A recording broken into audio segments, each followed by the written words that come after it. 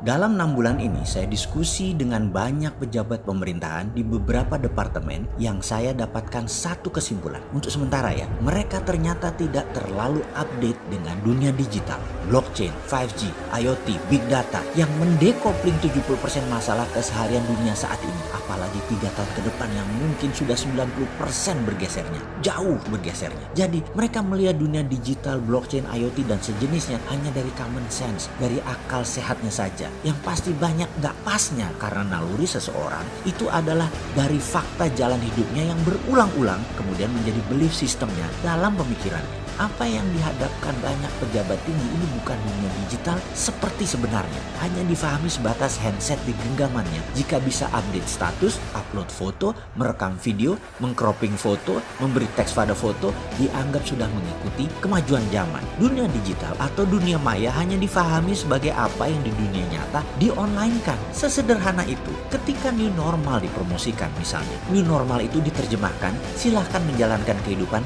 seperti sedia kala, hanya sekarang ditambah protokol COVID wajib dijalankan. Jadi new normal adalah kehidupan seperti dulu ditambah protokol COVID. Mek ngonotok pemikiran.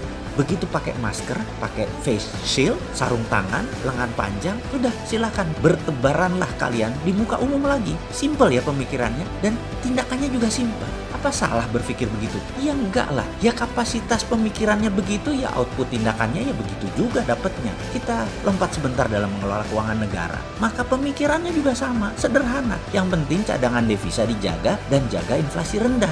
Wes, ngono tok, podo sama yang pertama tadi. Atau lagi misalnya lagi, di dalam stimulus bencana COVID, fokusnya di create demand, menjaga daya beli. Buktinya sudah hampir 700 triliun stimulus diberikan untuk membangkitkan daya beli. Apa hasilnya? Ya udah lihat aja sekarang apa yang terjadi. Tapi gini deh, bagaimana kalau kesederhanaan ini kita bantu agar Indonesia menjadi juara, bukan menjadi pemadam kebakaran seperti sekarang. Sebentar, kita melenceng sebentar, nanti balik lagi ke topik ya. Semua tim dalam organisasi saya pasti tahu kata rapalan yang saya sering ucapkan ketika ada masalah atau peluang yang harus diselesaikan atau harus dicapai bersama. Maka saya pasti mengatakan sebuah pernyataan. Saya gak mau tahu bagaimana caranya, pokoknya kita bisa menjadi terdepan dengan modal sekecil-kecilnya, usaha sekecil-kecilnya, hasilnya semaksimum mungkin, memperolehnya dalam waktu cepat dan semua rakyat senang. Oke, maaf saya beri ilustrasi biar kebayang dalam pikiran sahabat semua. Misalnya bagaimana Dinaran dengan tim back end di Bali dan front end di Jakarta dengan kekuatan 21 orang ini, dalam 3 tahun Dinaran harus bisa mengalahkan BCA dengan 25.000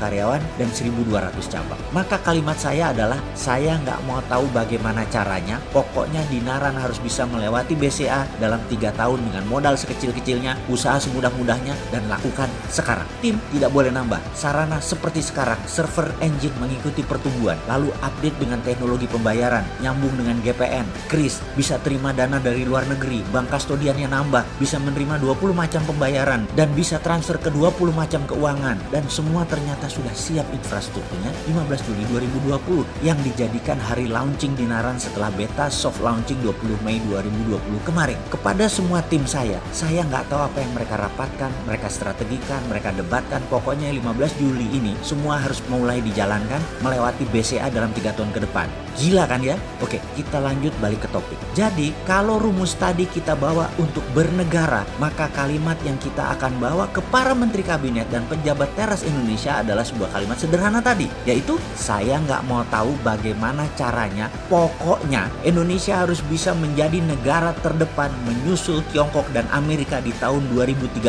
dengan tanpa hutang dan tanpa bergantung asing. Percaya saya, dengan rapalan kalimat mantra ini, maka semua cara untuk COVID, hutang, kemakmuran, kesehatan, kedaulatan, pendidikan, keamanan, pertahanan, apapun pilar bernegara disapu dengan strategi sapu jagat untuk menjadikan Indonesia juara di 2030.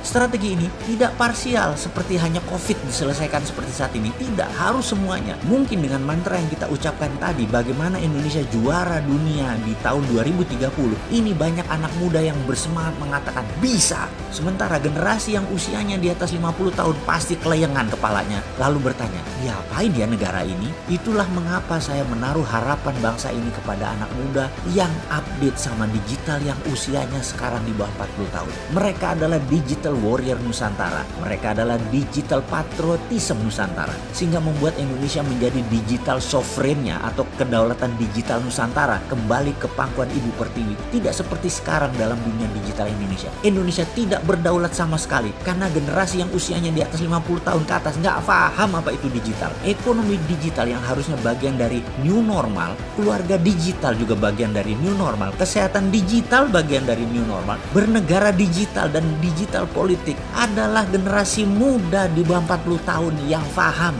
ini milik generasi muda, ini milik mereka. Dengan pola pikir digital, baru Indonesia bisa jadi juara di tahun 2030.